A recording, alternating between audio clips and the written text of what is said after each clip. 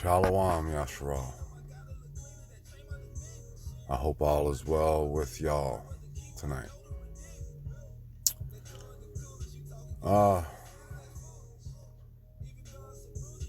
It's been a minute since I've been back on here, and I was supposed to come back with another video reviewing the SPARS pandemic, the Johns Hopkins, whatever, exercise for the SPARS pandemic. But I got sent in a different direction, I guess you could say. For the last 4 nights, I've been studying viral vector vaccines, recombinant DNA,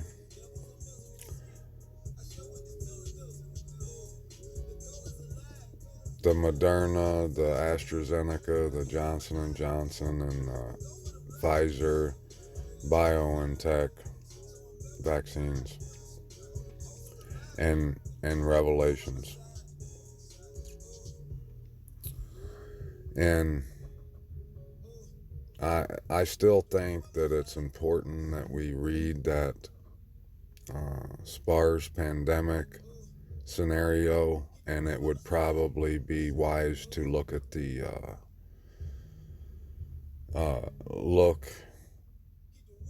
completely at the Event 201 scenario, the Rockefeller lockstep scenario, and Trump's Crimson Tide video, or not video, I'm sorry, scenario. Yeah, we should look at those. But they pale in comparison to the importance of us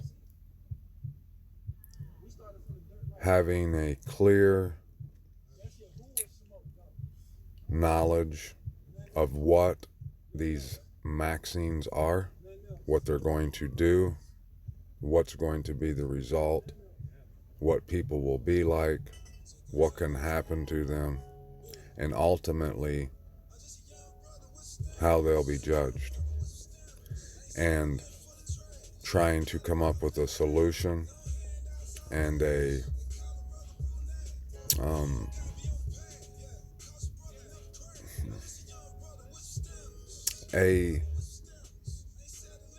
more effective cry to these people that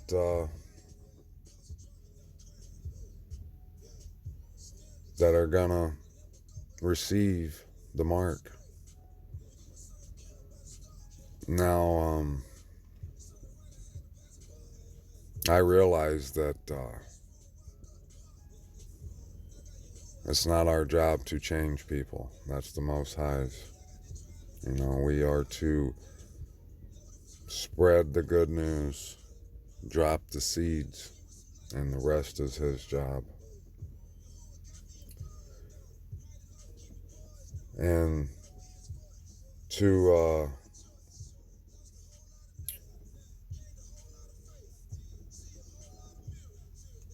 try any more than that is just ignorant. But it's not in me to not give it everything I have. So much so that I have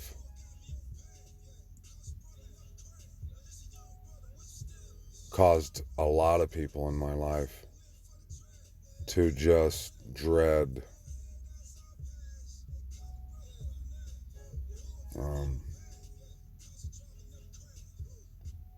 being in my presence on account of they think I'm judging them. And I know y'all, my Mishpachah, those that are set apart and that are called, you know what I'm talking about. We don't walk around being judgmental of people or condemning people. You know, I was talking to my son tonight, and I've been trying to explain this whole viral vector vaccine to him so he can see the similarities that it has with the mark of the beast.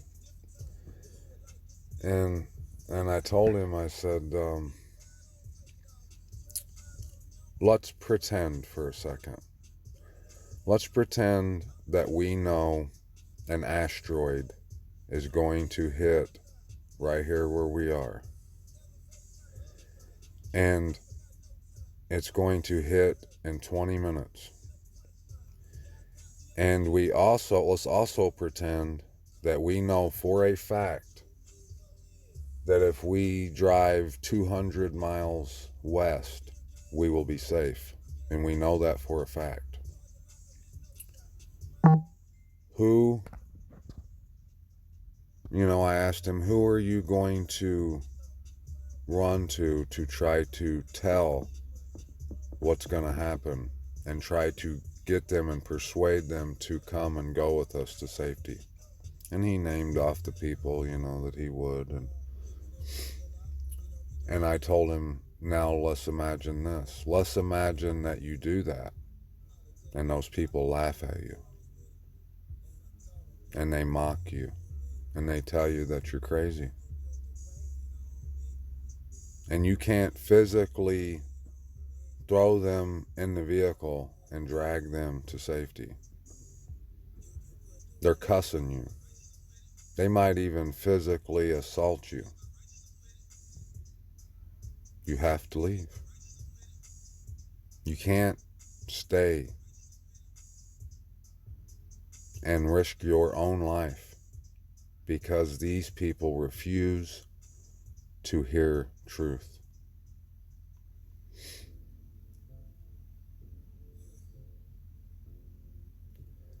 And then I said, now let's imagine that we know that the asteroid's going to hit.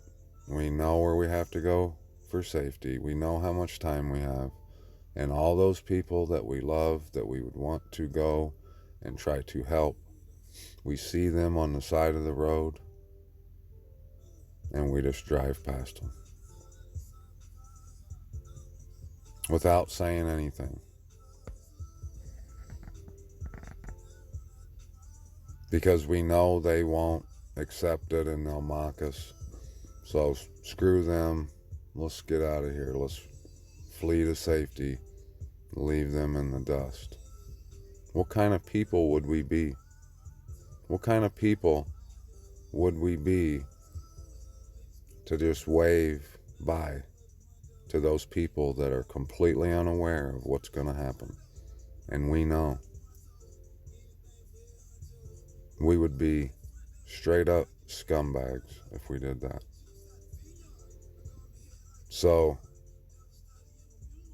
no matter what it looks like, no matter what kind of scoffing and mocking and ridicule I receive, I have only one choice, and that is to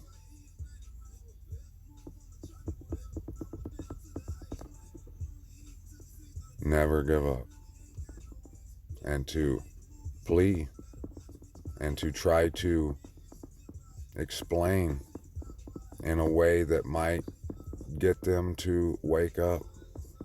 And I know that's something that only the Most High can do, but that's another reason why we should never cease in our praying for these people.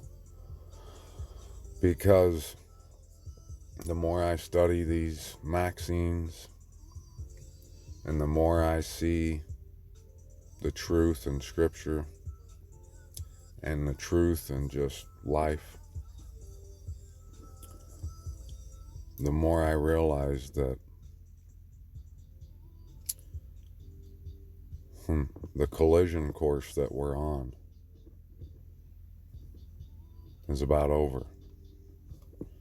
And impact that is going to be super severe for those who do not love the truth and who refuse to let go of the world as it's careening off the cliff.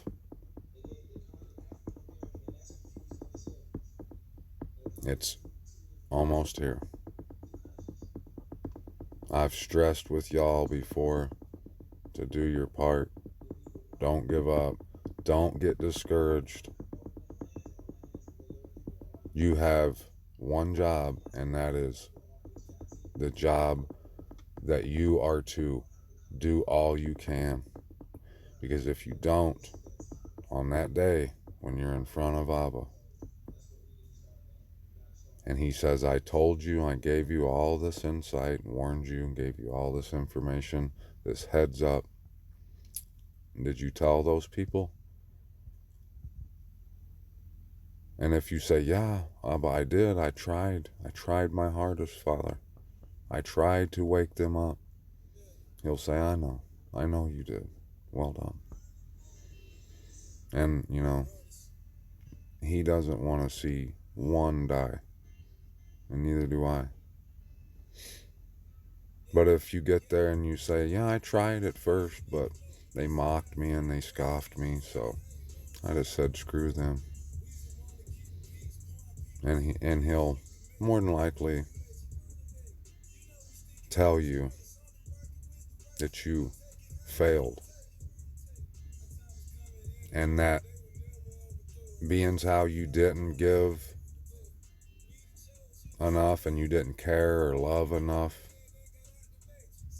you didn't have enough love for those people to strive with them and to never cease at making an attempt to help them. You're no better than them that are holding on to the world as it's going over the edge. They're going down with it. You had enough pride that you were more worried about what people were going to say about you and think about you than the lives of your loved ones.